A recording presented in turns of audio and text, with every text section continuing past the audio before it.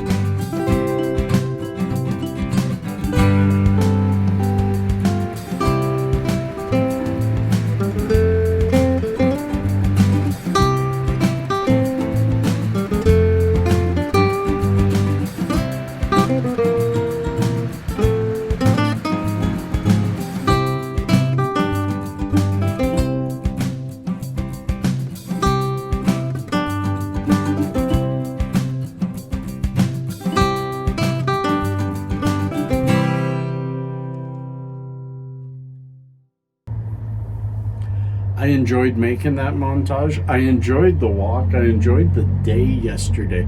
And I'm hoping to have a very, very similar day today.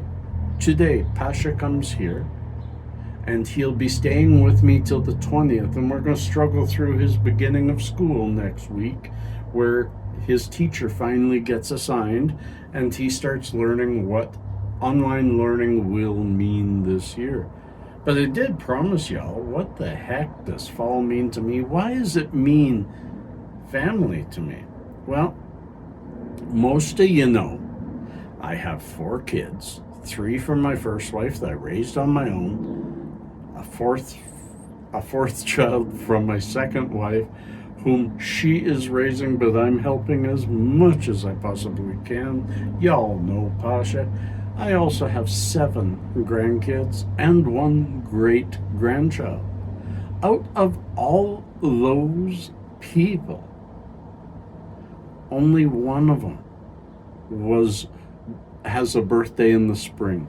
The rest of them all go from August. It used to be from September 4. Now that my great-grandchild was born in August, from August to the end of the year, all those birthdays but one are in that group. And then it's Christmas. So I'm constantly reminded of the birth of my children, the birth of my grandchildren,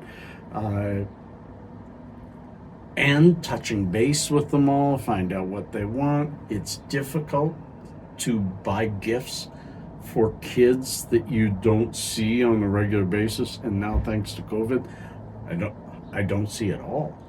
But we're still in touch, and I can still figure some things out. So that's what's going through my head now, is every year I think, how the hell do I make it from here to the end of the year without seriously denting my savings, which are meant for troubled times, not for birthdays. The savings are, I finally, throughout all my life, I've never had savings. Here I am scrimping from check to check, and it's the best time in the world to have a savings, because if something goes wrong, I may be okay.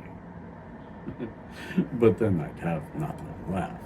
I'm not going to be thinking about, what does fall mean to you?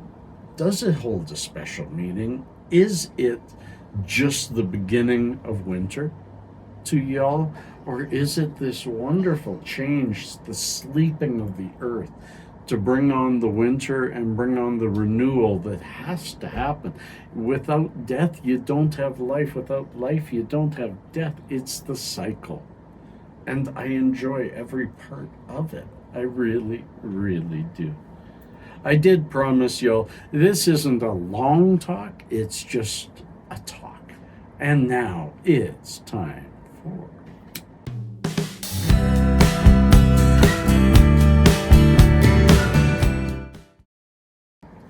Yeah, I've got a couple of weird ones today. These ones are all about body parts. And there's only 2 because I thought they're gross enough that I'm just not going to do it too badly. So, first one. The Romans used urine as toothpaste. Not just toothpaste, but they used it as mouthwash too.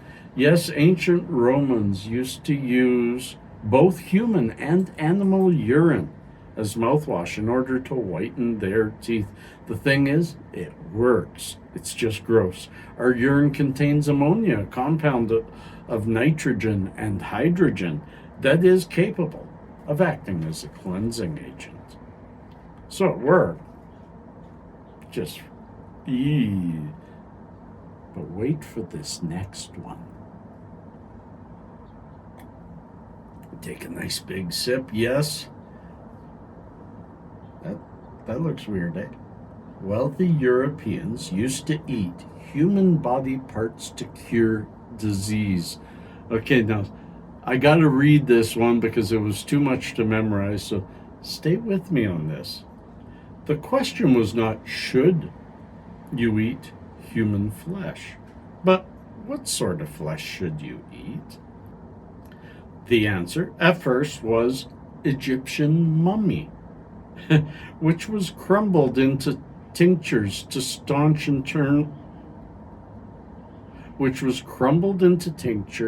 to stop internal bleeding, but other parts of the body soon followed. Skull was one common ingredient taken in powdered form to cure head ailments. Thomas Willis, a 17th century pioneer of brain science, brewed a drink for apoplexy, or bleeding, that mingled powdered human skull and chocolate. And King Charles II of England sipped the King's Drops, his personal tincture containing human skull, in alcohol. Even the toupee of moss that grew over top a buried skull, called usnea, became a prized additive, its powder believed to cure nosebleeds and possibly epilepsy. Human fat was used to treat the outside of the body. German doctors, for instance, prescribed bandages soaked in fat for wounds, and rubbing fat into the skin was considered a remedy for gout. Yes, friends, the more we look back, the weirder we used to be, and imagine 1,000 years when they look back at us and our fixation with the color of people's skin. It's a weird world, and it will always be a weird world. Thank you for being a part of my day. Thank you for everything you do, and thank you for being you. Peace and cheers. Love and harmony.